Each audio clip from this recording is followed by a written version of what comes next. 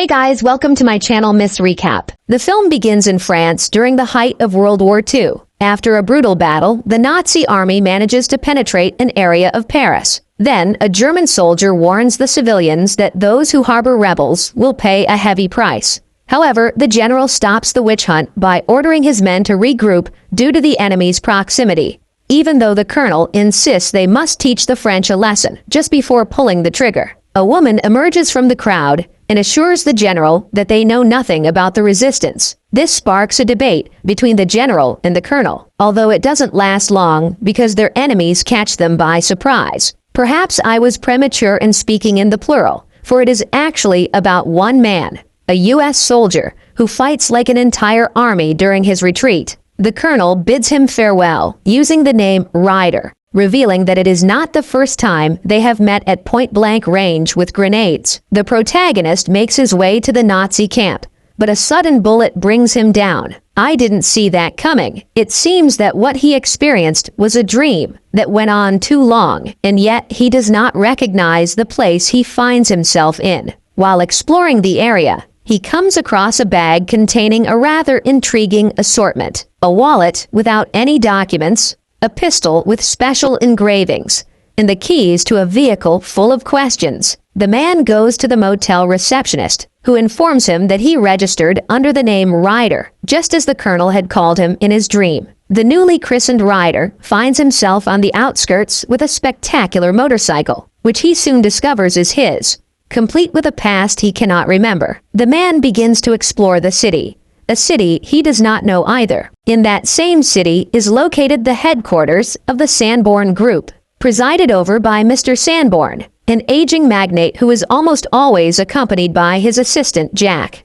Interestingly, both appeared in Ryder's dream, Sanborn as the general and Jack as the German soldier interrogating the civilians. Speaking of the dream, they are soon approached by Souch, whom we knew as the nefarious Colonel Souch. He presents himself as a renowned architect, interested in Sanborn's mega project, which consists of completely remodeling the city. Although it was the project of his life, he has lately had doubts about it because the inhabitants of the lower-class neighborhoods would be greatly harmed. However, Souch takes it upon himself to dispel those doubts by reminding him that he has a place in history that must be earned, and that it cannot be done without sacrificing pieces along the way. Back with Ryder, he crosses a street that triggers a memory in his mind: a little girl being kidnapped by a criminal gang. Once he snaps out of his trance, the man enters a restaurant for breakfast, where he encounters a very familiar waitress, the Frenchwoman from his dream. The woman, named Morgan, works in her grandmother Shelley's restaurant, a kind lady who treats Ryder well. She was having an ordinary day until Jack and his men appear to collect the proper rent from Sanborn. Ryder keeps a close eye on them,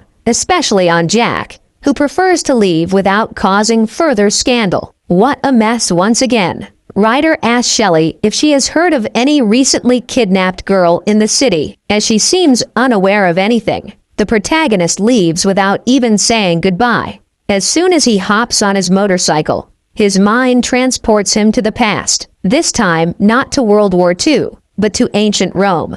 Now, Sanborn appears as a senator who, influenced by Souch, orders the death of Morgan and her daughter. Fortunately, a gladiator, none other than Ryder himself, comes to their defense. Suddenly, the man is pulled back to the past because of Jack and his men, who ask him about his identity. What a coincidence, as Ryder was about to ask them the same thing before the brawl broke out. Detective Timmons appears to disperse Jack's gang. Although Timmons has his reservations about Ryder, Shelley and Morgan back him up. They even offer to shelter him while showing him his new home. Morgan explains that Jack works for Sanborn, who recently appeared in People magazine under the pseudonym The Man with a Vision. According to Morgan, this vision is nothing more than making as much money as possible by harassing the locals to pay him every time. Looking at Sanborn's face, Ryder is transported to his fictional memories, and he begins to wonder who that man really is, all while heading to the Sanborn Group headquarters. The protagonist fights a battle in ancient Rome, taking down a group of gladiators in defense of Morgan and her daughter. Thanks to his heroism, the people demand forgiveness for the accused, and the senator complies with their wishes. However, Souch convinces him to send his best warrior so that the show can continue.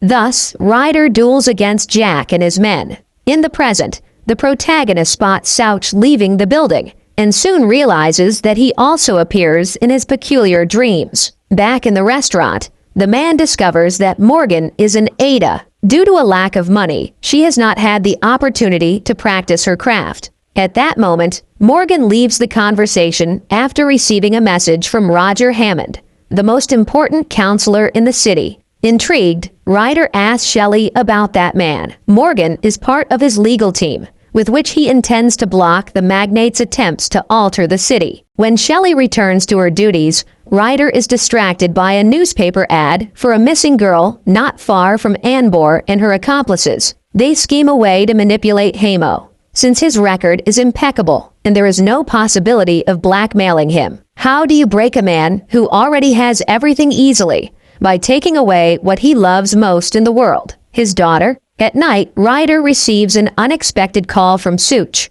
who knows that he has been having strange dreams. He gives no explanation, only warning him that they have a game to play. Suddenly, the protagonist finds himself in 15th century England in a tavern. The feudal Lord Sanborn, accompanied by his advisor Souch, demands taxes from poor Morgan, who has already given him everything she had. In the midst of the negotiation, a mysterious old woman appears before Sanborn, telling him that he still has time to do what is right. Torn between what that woman and his advisor say, Sanborn does not know what to do. In the present, Ryder shows up at Detective Timon's office with a notice about the missing girl. According to the detective, that case is already resolved. The girl had only spent the night at a friend's house and forgotten to call her mother. The protagonist then fixes his eyes on a bulletin board filled with photos and articles about Sanborn. Timons warns him that inquiring about Sanborn in that city can be dangerous, which is why he has been investigating him in secret and does not need the help of outsiders like Ryder. That night, while working at the restaurant's bar,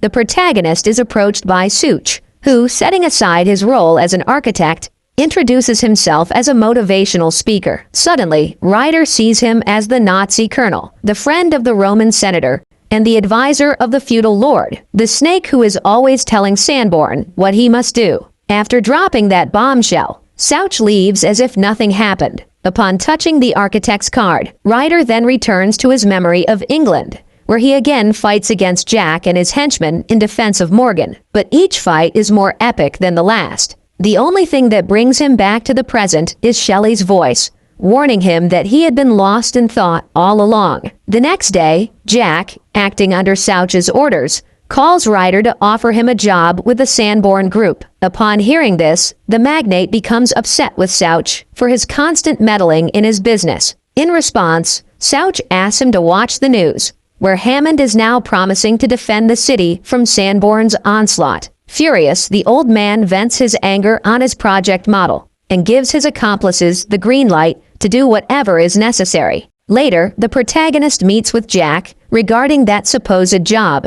which turns out to be nothing other than intercepting Hammond's car. Ryder goes along with the plan, and on his way back home, he once again finds himself in World War II, resuming the initial scene.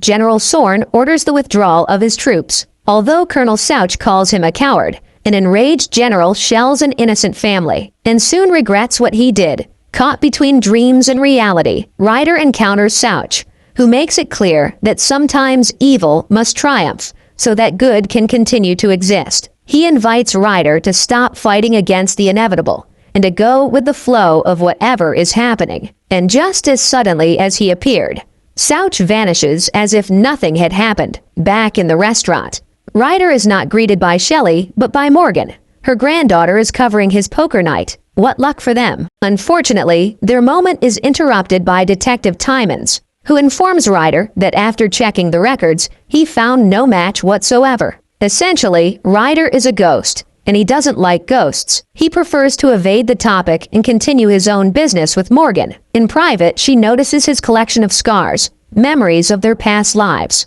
Although Morgan feels happy by his side, she can't help but wonder about his past. The next day, when Ryder meets with Shelley, she shows him something he hadn't seen on Souch's card. His name spelled backwards means chaos in English. Meanwhile, Sorn comes across a letter on his desk that seems from another era, in which he reads the phrase, It's never too late to do what is right. The same thing that the old woman in his dreams told him, who turned out to be none other than Shelley. With this phrase echoing in his mind, Sanborn finally realizes the error he has committed, or is about to commit. Immediately, Jackie orders his men to scrap their plan. There is no way he intends to kidnap an innocent girl. However, nobody obeys him, since from the beginning, they had only listened to chaos. Later, little Annie leaves school and heads home, escorted by her father's guards. Along the way, the van is chased by a couple of cars that drive it to an abandoned area, where Souch and his men, including Ryder, are waiting. Sanborn appears out of nowhere in a final attempt to stop the inevitable. But of course, the inevitable happens. Jack opens fire on him and his escorts, ignoring the consequences. In the end, the protagonist fires back at Jack, allowing Annie to escape on her deathbed. Jack remembers that they had done this before. From ancient Rome to World War II, fate has always pitted them against each other in an eternal battle in which there can only be one victor. That is Ryder. Next on his list is Souch. Although Souch has run out of bullets, he does have an unexpected outcome for the Lord of Chaos. When the adrenaline wears off, Ryder realizes that he is injured and does not look well. Seconds later, Detective Tymons appears alongside Shelley Morgan. Upon seeing his beloved, the protagonist is reminded that in his past lives, whenever he fought for her, he ended up dying, and this time does not seem to be an exception. In his agony, Ryder sees Lord Chaos bidding him farewell. Fortunately, fate smiles upon him by granting a miraculous recovery,